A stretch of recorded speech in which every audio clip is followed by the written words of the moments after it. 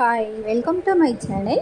இப்போ நான் டிஃப்ரெண்ட்டான ஒரு சட்னி செய்கிறேன். இது வந்து சாதத்துக்கு சாப்பிட்லாம், தோசைக்கு, சப்பாத்திக்கு, இதுக்கெல்லாம் தொட்டு சாப்பிட்லாம். வாங்க எப்படி செய்யலான்னு பார்க்கலாம். இங்கே நான் அடுப்பத்தை வச்சு கடாயை வச்சுருக்கேன், எண்ணெய் வச்சு அதில் பூண்டு வந்து போட்டிருக்கேன். அது நல்ல பூண்டு வந்து பொன்னிறமாக ஆகணும். இந்த அளவுக்கு பொன்னிறமாக ஆனதுக்கப்புறம் அது கூட 2 வரமிளகாய் சேர்த்துருக்கேன். என்னது வந்து வரமிளகாய் காரம், அதனால தான் நான் 2 தான் சேர்த்துருக்கேன். அதுவும் நல்லா ட்ரை ரோஸ்ட் பண்ணுங்கள். பாருங்கள், இந்த அளவுக்கு ட்ரை ரோஸ்ட் ஆனதுக்கப்புறம் அதை எடுத்துருங்க. அவ்வளோதான். அதை எடுத்துகிட்டு என்ன பண்ணுங்கள், அதே கடாயில் பெரிய வெங்காயம் அதை வந்து நல்லா நீளமாக நான் கட் பண்ணியிருக்கேன். அதையும் நல்லா டைரோஸ்ட் பண்ணணும். நல்லா அந்த வெங்காயம் பாருங்கள், அந்த கருப்பாக இருக்கும் பாருங்கள், அந்த அளவுக்கு வரணும். நல்லா டைரோஸ்ட் பண்ண பாருங்கள், இந்த அளவுக்கு ஆயிடுச்சு.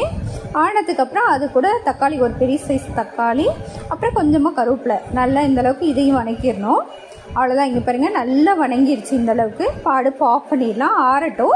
ஆறினதுக்கப்புறம் நம்ம என்ன பண்ணலாம், மிக்ஸி ஜாரில் வந்து பூண்டு, வரமிளகாய் அதையும் ஆட் பண்ணிவிட்டு, அப்புறம் நம்ம வணக்கி வச்சுருக்க தக்காளி பேஸ்ட்டு, வெங்காயம்லாம் அதையும் ஆட் பண்ணிவிட்டு, கொஞ்சமாக உப்பு ஆட் பண்ணிக்கோங்க. ஆட் பண்ணிவிட்டு அதை வந்து ரொம்ப மையாக அரைக்கக்கூடாது, மிஷினில் போட்டு கொரகொரப்பாக அரைச்சி இந்த அளவுக்கு கொரகொரப்பாக எடுத்துடணும். அவ்வளோதான். சாப்பிட செம்ம டேஸ்ட்டாக இருக்கும். கண்டிப்பாக ட்ரை பண்ணி பாருங்கள். ட்ரை பண்ணி பார்த்துட்டு எனக்கு லைக் பண்ணுங்கள், ஷேர் பண்ணுங்கள், மறக்காமல் சப்ஸ்கிரைப் பண்ணிக்கோங்க. தேங்க்யூ.